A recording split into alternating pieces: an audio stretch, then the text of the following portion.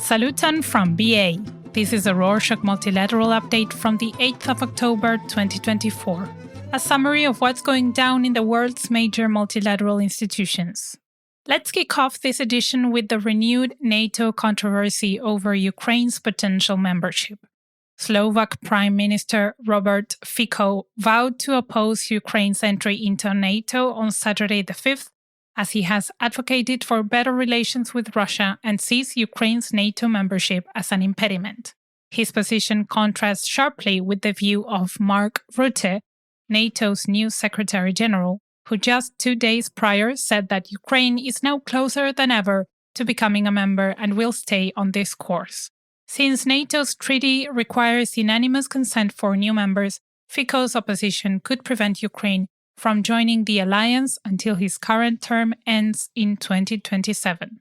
On Friday the 4th, Hungarian Prime Minister Viktor Orbán cautioned that the European Union could face an economic Cold War with China and declared his intention to vote against the EU's proposal to raise tariffs on Chinese electric vehicle imports. While the tariffs are expected to pass, Orbán emphasized that Hungary would oppose them, warning that Europe's shift toward economic protectionism could harm the EU's economy. Orbán has often opposed the actions of much of the EU and has frequently been accused of having authoritarian tendencies that weaken the bloc. On the same day, at the Parliamentary Assembly of the Organization for Security and Cooperation in Europe, or OSCE, the chair of the Foreign Relations Committee of Georgia's parliament met with the president of the OSCE Parliamentary Assembly to discuss the Georgian parliamentary election later this month. While the Georgian official underscored the government's dedication to ensuring transparent elections and appealed to international actors to oversee and impartially evaluate the electoral process, there are already fears that the incumbent party will cause election irregularities to win. The meeting took place on Friday the 4th, about 3 weeks before the elections. While the OSCE has the power to monitor elections, it remains to be seen whether its efforts will bring legitimacy to these elections.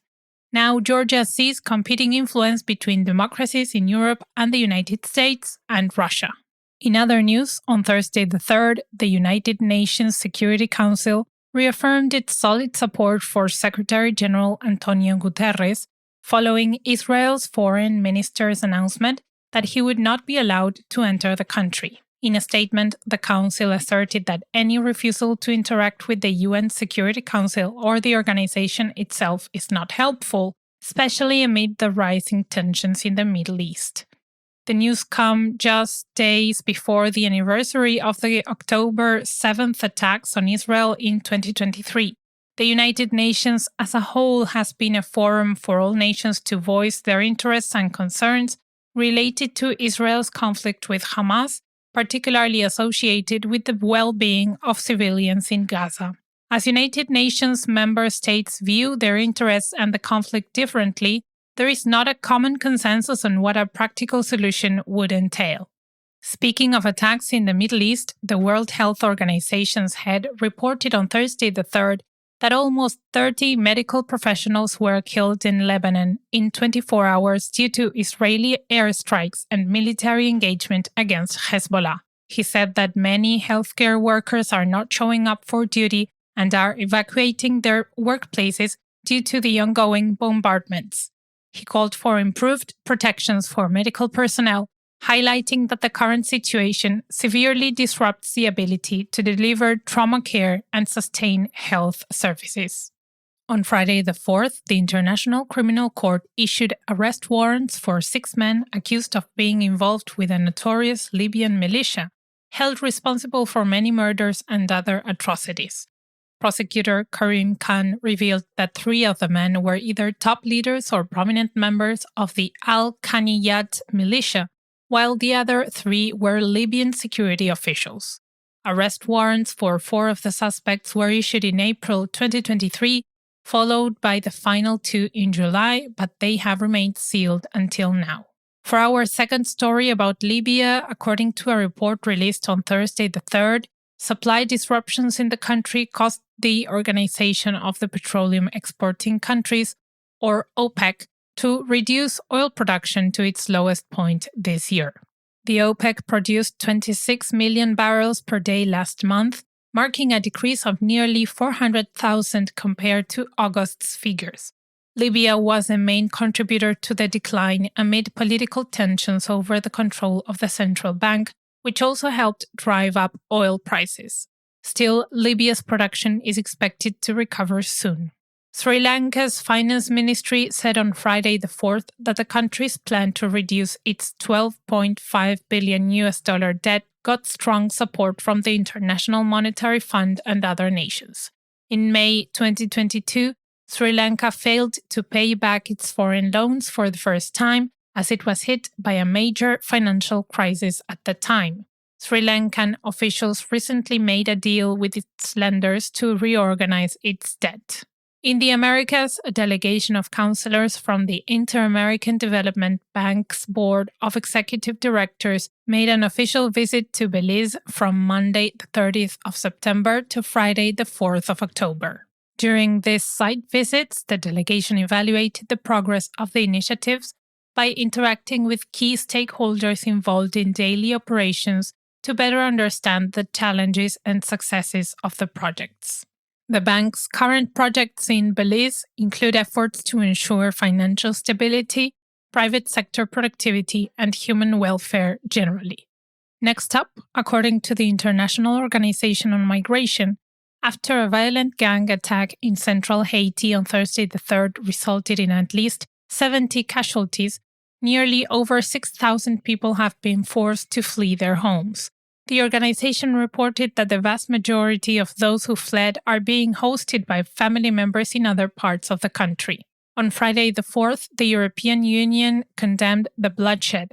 In response, the Haitian government deployed a special police unit from Port-au-Prince to Pont-Sondé and sent medical supplies to aid the region's only hospital, which has been overwhelmed by the medical catastrophe. The World Economic Forum has unveiled a new and innovative playbook of solutions to accelerate the flow of capital into clean energy projects in the Global South. The list presents 100 scalable strategies related to policy, financing, and risk management from 47 countries, all aimed at unlocking sustainable clean energy funding in developing regions. According to the World Economic Forum, its mission is to facilitate cooperation between the private and public sectors. Its solutions to global issues are sometimes used by both private and public sectors. For our final story this week, on Friday the 4th, Ermira Fida, the Deputy Executive Secretary of the Intergovernmental Panel on Climate Change, stated that scientific research is essential for informing climate action to protect people from the negative effects of climate change. She highlighted recent severe weather incidents such as Hurricane Helen in the United States, which have drawn global attention, and it illustrated the intensifying consequences of climate change affecting millions. She urged legislators to transform scientific insights into concrete actions that can help victims of climate change. And that's it for this week. Thank you for joining us. Do you know that besides the Rorschach Multilateral update, we also do others? Our latest ones are the Arctic update, about the area north of the Arctic Circle, and the Ocean update, about the 70% of the world covered in salt water. The other ones are all country updates. We have a selection of countries from Africa, Asia, South America, and Europe. Check rorschach.com/updates for the full list. The link is in the show notes. See you next week!